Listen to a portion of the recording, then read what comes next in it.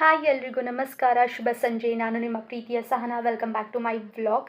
So ಇವತ್ತಿನ ವ್ಲಾಗ್ನಲ್ಲಿ ನಾನು ಯಾವ ಟಾಪಿಕ್ ಬಗ್ಗೆ ಮಾತಾಡ್ತಾ ಇದ್ದೀನಿ ಅಂತಂದರೆ ವೃತ್ತಿ ಅಥವಾ ಕೆಲಸ.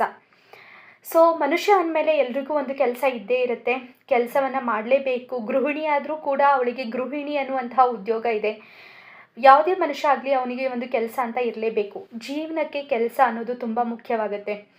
ನಮ್ಮ ಆದಾಯದ ಮೂಲವನ್ನು ಹಾಗೂ ನಾವು ಮಾಡುವ ಕೆಲಸವನ್ನು ನಾವೇ ನಿರ್ಧರಿಸಬೇಕು. ಯಾರು ಹೇಳಿದ್ರು ಅನ್ನೋ ಕಾರಣಕ್ಕೆ ನಾವು ಕೆಲಸವನ್ನು ಮಾಡೋದಾಗಲಿ ಅಥವಾ ನಮ್ಮ ವೃತ್ತಿಯನ್ನು ಆಯ್ದುಕೊಳ್ಳೋದಾಗಲಿ ಮಾಡಿದ್ರೆ ಅದರಲ್ಲಿ ನಮಗೆ ಖುಷಿ ಸಿಗೋದಿಲ್ಲ. ನಮಗೆ ಆಸಕ್ತಿದಾಯಕವಾಗಿರುವಂಥ ಕೆಲಸವನ್ನು ನಾವು ಹುಡ್ಕೊಂಡು ಮಾಡಿದಾಗ ಮಾತ್ರ ಅದರಲ್ಲಿ ನಮಗೆ ಖುಷಿ ಮತ್ತು ಸಂತೋಷ ಸಿಗುತ್ತೆ. ಅಂತಹ ಕೆಲಸವನ್ನು ನಾವು ಇಷ್ಟಪಟ್ಟು ಕೆಲಸ ಮಾಡಿದಾಗ ಅದರಲ್ಲಿ ಸಿಗುವಂಥ ಖುಷಿ ಮತ್ತೆ ಬೇರೊಂದರಲ್ಲಿ ಸಿಗೋದಕ್ಕೆ ಸಾಧ್ಯ ಇಲ್ಲ. ಅಷ್ಟೇ ಅಲ್ಲ, ಅಂತಹ ವ್ಯಕ್ತಿ ಖುಷಿಯಾಗಿರುವಂತಹ ವ್ಯಕ್ತಿಗಿಂತ ಇನ್ನೊಬ್ಬ ವ್ಯಕ್ತಿ ನಮಗೆ ಸಿಗೋದಿಲ್ಲ. ನಮ್ಮಲ್ಲಿ ಅನೇಕ ಜನ ಹಿರಿಯ ಸಾಹಿತಿಗಳು, ಮಹಾನ್ ಜ್ಞಾನಪೀಠ ಪ್ರಶಸ್ತಿ ಪಡೆದಂತಹ ಮಹಾನ್ ಸಾಹಿತಿಗಳು, ಜ್ಞಾನಿಗಳು ಎಲ್ಲರೂ ಇದ್ದಾರೆ. ಅವರಲ್ಲಿ ಒಬ್ಬರು ಏನು ಹೇಳ್ತಾರೆ ಅಂತಂದರೆ, ಕೂತು ತುಕ್ಕು ಹಿಡಿಯುವುದಕ್ಕಿಂತ ದುಡಿದು ಸವಿಯುವುದು ಮೇಲು ಅಂತ ಹೇಳ್ತಾರೆ.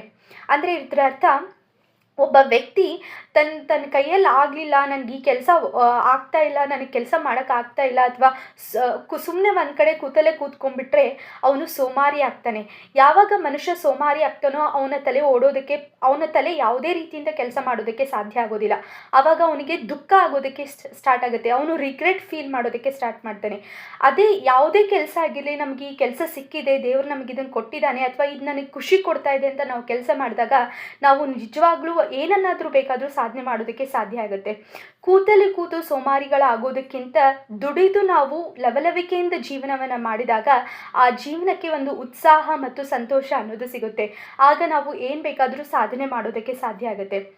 ಅಷ್ಟೇ ಅಲ್ಲ, ನಾವು ಹಿಂದೆ ಎಲ್ಲ ನಮಗೆ ಒಂದು ಪೋಯಮ್ ಇತ್ತು, ನಿಮಗೆಲ್ರಿಗೂ ನೆನಪಿರಬೇಕು. ಈ ಹಸುವಿನಿಂದ ನಮಗೆ ಏನೇನು ಪ್ರಯೋಜನ ಇದೆ ಅನ್ನೋದನ್ನು ಹಸು ಅಥವಾ ಗೋವು ಮನುಷ್ಯನಿಗೆ ತಿಳಿಸಿ ಹೇಳುತ್ತಂತೆ. ಅಂದರೆ ಏನು ಹೇಳುತ್ತೆ ಅಂತಂದರೆ, ಮನುಷ್ಯ ನೀನು ಯಾರಿಗೆ ಸಹಾಯಕನಾಗಿದ್ದೀಯಾ, ನಾನು ಇಷ್ಟಾದರೂ ನಿಮಗೆ ಉಪಯುಕ್ತವಾಗಿದ್ದೀನಿ. ಹಾಲಾದೆ ಹೆತ್ತರೆ ಮೊಸರಾದೆ ಹೆಪ್ಪರೆ, ಮೇಲೆ ಕೆನೆಗೆಡದರೆ ಬೆಣ್ಣೆಯಾದೆ, ಮೇಲಾದ ತುಪ್ಪವು ನಾನಾದಿ ಕಾಸಿದರೆ ನೀನಾರಿಗಾದೆಯೋ ಎಲೆಮಾನವ. ನೋಡಿ, ಗೋವುಗಳೇ ನಮಗೆ ಬುದ್ಧಿವಾದ ಹೇಳುವಾಗಿದೆ. ನರಜೀವಿಗಳಾದಂತಹ ನಾವು, ಬೌದ್ಧಿಕ ಶಕ್ತಿಯುಳ್ಳಂತಹ ನಾವು ಗೋವಿಗೂ ಸಮಾನವಾಗಿಲ್ಲ ಅನ್ನೋದನ್ನು ಗೋವು ತನ್ನ ಮೂಲಕ, ತನ್ನ ಉಪಯುಕ್ತವಾದ ವಸ್ತುಗಳ ಮೂಲಕ ನಮಗೆ ತಿಳಿಸಿ ಹೇಳ್ಕೊಡ್ತಾ ಇದೆ. ಅದಕ್ಕೋಸ್ಕರ ಹಿರಿಯರು ಹೇಳಿರೋ ಪ್ರಕಾರ, ಕೂತು ತುಕ್ಕು ಹಿಡಿಯುವುದಕ್ಕಿಂತ ತೇದು ಹೋಗುವುದು ಲೇಸು. ನಾವೇನಾದರೂ ಕೆಲಸ ಮಾಡಿ ತೇದು ಹೋದರೆ ಅಟ್ಲೀಸ್ಟ್ ನಾವು ನಮ್ಮ ಜೀವನಕ್ಕೆ